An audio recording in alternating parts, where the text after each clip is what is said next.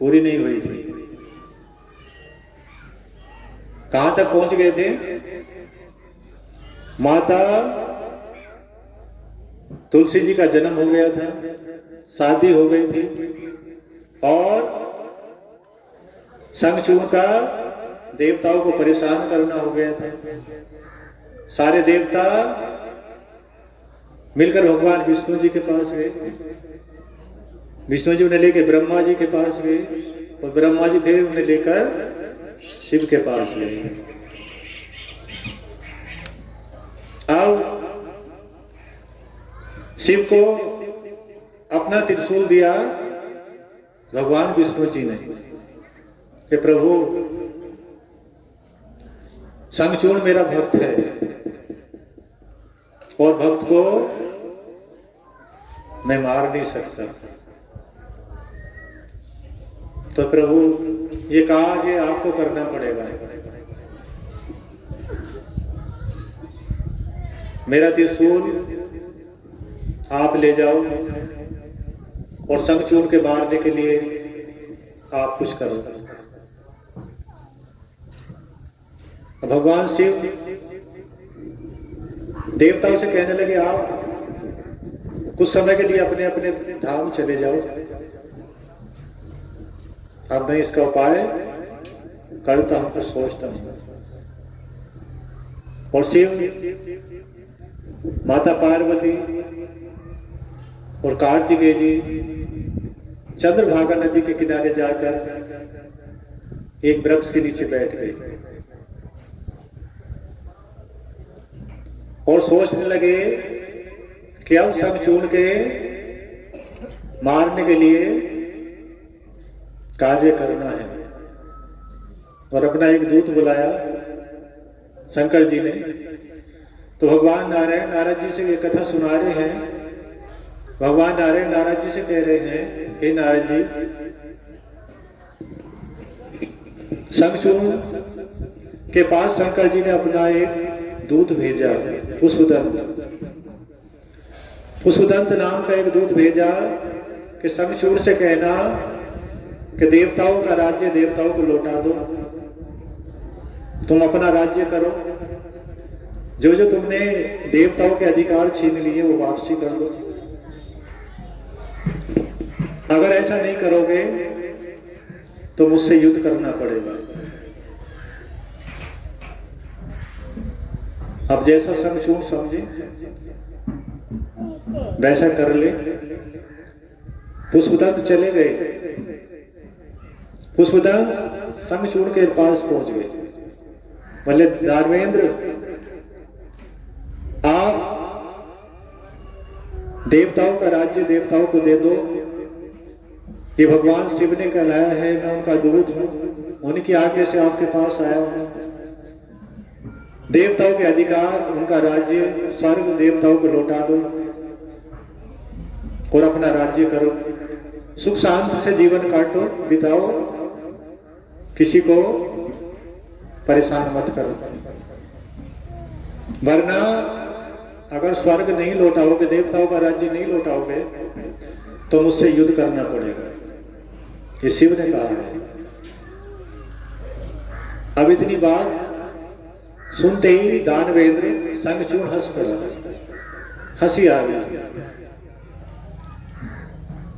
और उस दंत से कहा, हे दूत, आप शिव के पास चलो, कुछ समय बाद मैं भी आता हूं। और कुछ समय बाद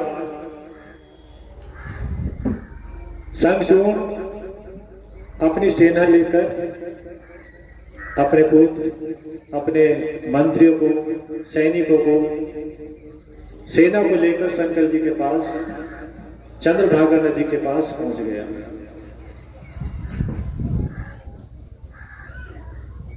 कि राज्य तो दूंगा नहीं, और शिव राज्य नहीं दूंगा तो युद्ध करना पड़ेगा। तो तुलसी से कह के गया कि शिव से युद्ध करने जा रहा हूं,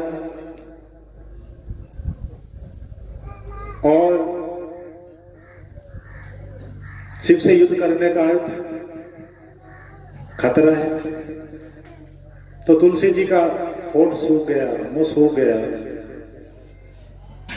कि मेरे पति इतना खतरनाक कार्य करने जा रहे हैं। शिव से युद्ध करना तो काल के गाल में जाना, महाकाल से युद्ध करना तो लौट कराने का सवाल नहीं है। लेकिन ब्रह्मा जी के वरदान, भगवान जी के वरदान, कृष्ण जी का कवच, तुलसी जी को वरदान, तो बहुत सारे कवच बचने के साधन भी हैं। लेकिन शिव तो शिव है, महाकाल है। तो तुलसी को चिंता हो रही थी कि पति युद्ध में जा रहे हैं। तो तुलसी जी को समझाकर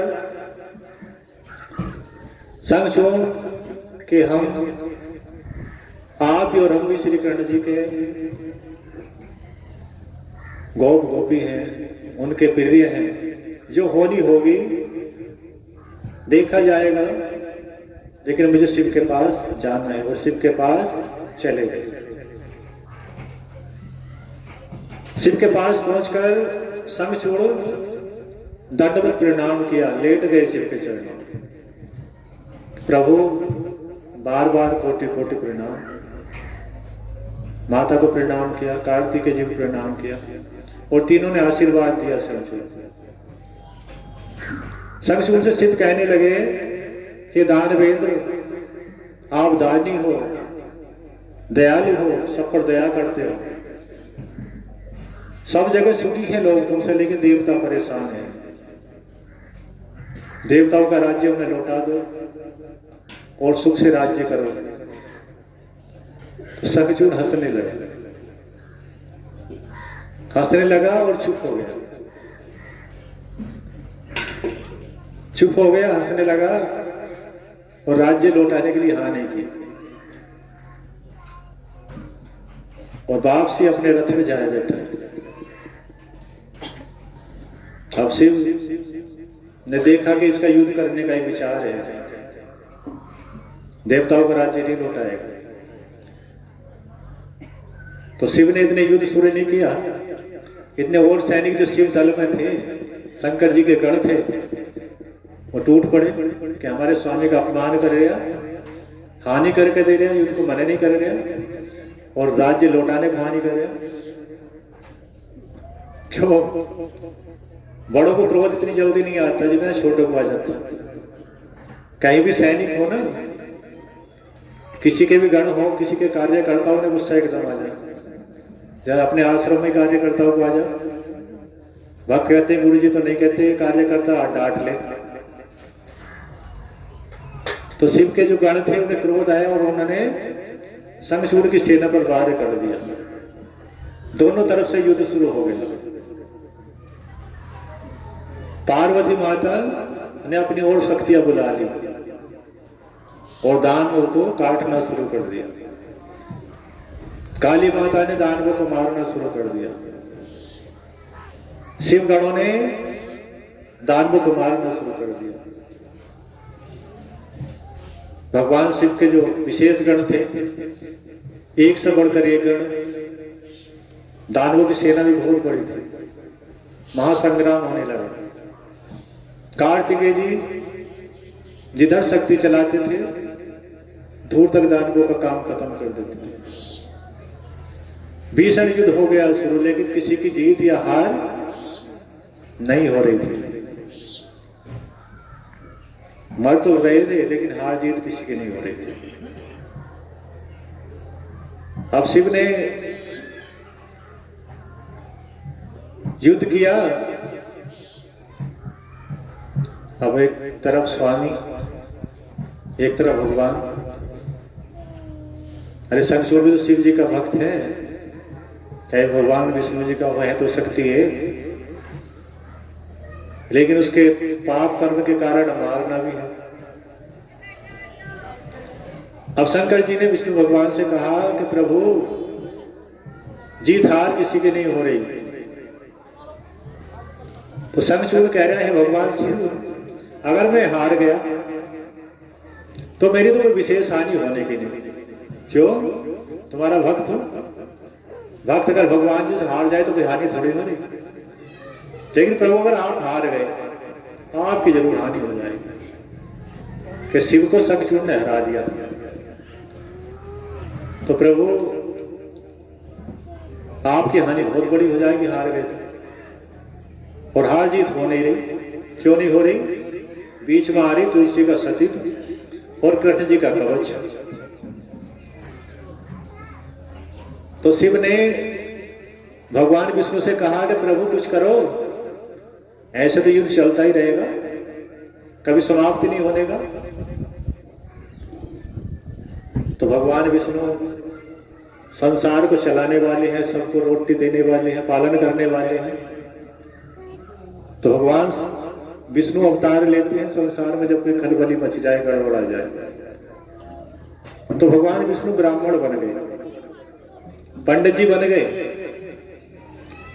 ब्राह्मण बनकर और युद्ध क्षेत्र में मांगने वाला अपने वस्त्र कर लिए और शंखचूड़ के पास पहुंच गए कि दानवेंद्र तुम हो, दानी हो। मैंने सुना है तुम कभी किसी को खाली नहीं लौटाते, मैं भी कुछ मांगने आया हूं। शंखचूड़ बोले मैं खाली नहीं लौटाता, मेरा नियम है। मांगो, क्या मांगना है वही दूंगा। राज मांग लो, सोना चांदी हीरे मोती जो भी मांगना मांग लो।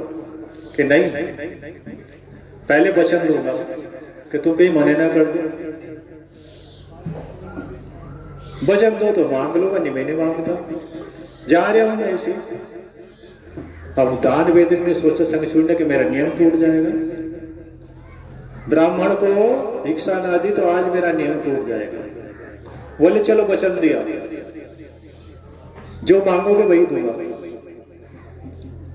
अब भगवान विष्णु तो चालाकी से काम ले रहे थे, मायापति हैं, माया फैला रखी थी अपनी कि ठीक है तो लाओ, जो कृष्ण कवच है ना आपके पास वो दे दो। अब सारे दानवों में खलबली मच गई कि ये साधारण ब्राह्मण नहीं है, हमारे दानवेंद्र का कवच ही मांग लिया। शंखचूड़ दान नहीं, उतारा कवच और भगवान विष्णु के हाथ में पकड़ा दिया। अब आधा काम तो मरने का हो गया। कवच उतार दिया और विष्णु भगवान ने ब्राह्मण बन के मांग लिया, दे दिया। अब एक और रह गया। कौन रह गया? तुलसी जी। अब तुलसी जी के पास कैसे पार बचेगी? लेकिन भगवान विष्णु मायापति है, सारे संसार को माया में तुम्हें हमें सबको घुमा रखा है, उनसे कौन बचेगा? तुलसी जी भले से शक्ति हैं, माता जी हैं तुलसी, पर वो भी उनके पति हैं। अब पत्नी कितनी भी तेज हो, पति तो पति है ना। एक ना एक पॉइंट छोड़ रहे अपने पास बचने का कहीं ना कहीं। अब विष्णु भगवान ने देखा अब तुलसी जी के पास चलते और जाया कैसे जाएगा? तो दूर से श्राप देख के भस्म कर देंगे। अगर वैसे पहुंच गया तो कोई आदमी मेरे अलावा और कोई पहुंच जाए तो भस्म कर देंगे, लेकिन मुझे भी ऐसे नहीं जाना चाहिए। अपनी माया चलाई और शंखचूड़ बन गई। शंखचूड़ बन गए कौन? विष्णु भगवान। और तुलसी जी के पास पहुंच गए। तुलसी जी बोली स्वामी क्या युद्ध समाप्त हो गया? आप कैसे आ गए? क्या आ गया? भगवान शिव आराम में हैं। तो उन्होंने उत्सव मनाया। तुलसी जी ने बड़ी खुशी मनाई कि मेरे स्वामी जीवित लौट आए, भगवान शिव की कृपा हो गई। बहुत उत्सव मनाया तुलसी जी ने और आनंद पूर्वक दोनों रहने लगे। अब भगवान विष्णु की पत्नी तो है ही तुलसी जी, तपस्या भी की थी तुलसी जी ने, और गोलोक में रहने वाली श्री कृष्ण जी के साथ रहने वाली उनकी गोपी भी है। तो पति पत्नी का संबंध चलता रहा। अब एक दिन वो पहचान रही थी इसे, उधर युद्ध चल गया, उधर अपना संगचूड़ के मारने का इंतजाम चल गया। एक दिन बोली मुझे ऐसा लगता है आप संगचूड़ नहीं शायद मायापति हो। कुछ लक्षणों से लगता है अरे हीरो को कितना ही छुपा लो चमक जाएगा ना कहीं ना। अच्छी चीज को कितना छुपा के रख लो किसी ना किसी को खसू पहुंच जाएगी। सेब को तुम 2-4 कपड़ों में इकट्ठा करके रख लो अंदर, तो उसे खसू पहुंच के कैसे सेब है इसके पास, है ना। तो भगवान विष्णु छुप तो रहे थे, लेकिन छुपते कब तक? कुछ लक्षणों से तुलसी जी को पहचान पड़ गई ये भगवान विष्णु है, और इन्होंने मेरे पति के मारने का काम कर दिया, मेरा सतीत्व नष्ट कर दिया मेरे पति बनकर, तो मेरे पति अब जीवित नहीं रहेंगे।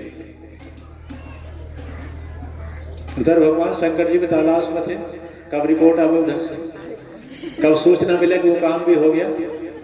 एक तो विष्णु भगवान जी ने युद्ध में कर दिया था, कवच ले लिया था, दूसरा गए हुए हैं तुलसी जी के पास, वो काम हो जाएगा तो मेरा काम भी आसान हो जाएगा।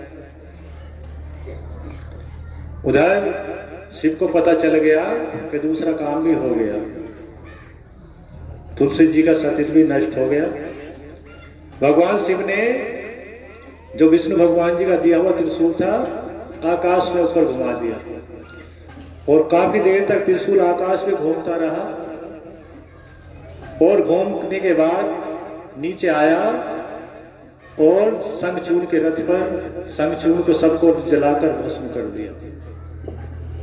क्या तो त्रिशूल विष्णु भगवान का गिरा था, या शंखचूड़ और रथ घोड़ा सारथी सब राख की ढेरी बन गए।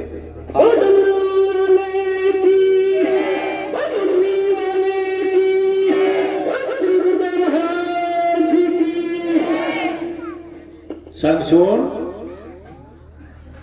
मारा गया,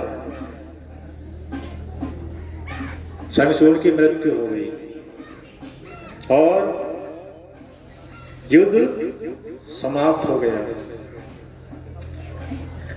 अब आज चलाए तो कथा लंबी हो जाएगी, अभी तुलसी जी की कथा और रह गई, एक भाग अगले मंगलवार बता देंगे। अब शिव कथा कर लेते।